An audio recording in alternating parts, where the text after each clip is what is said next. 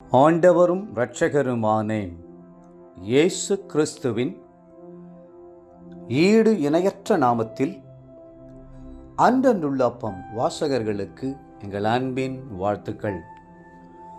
2026 ஆண்டு மார்ச் மாதம் 6ஆம் தேதி வெள்ளிக்கிழமைக்குரிய தின தியானம். இன்றைய தலைப்பு பெரிய அன்பு.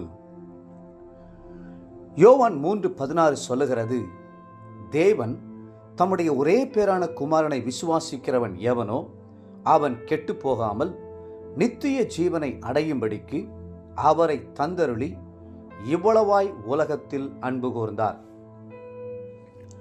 இவ்வளவாய் அன்பு கூர்ந்தார் என்று வாசிக்கும் போது கல்வாரி நேசருடைய அன்பின் ஆழத்தினை உணர முடிகிறது. அந்த அன்பின் ஆழத்தினால் அவர் நமக்காக மனுஷனாகி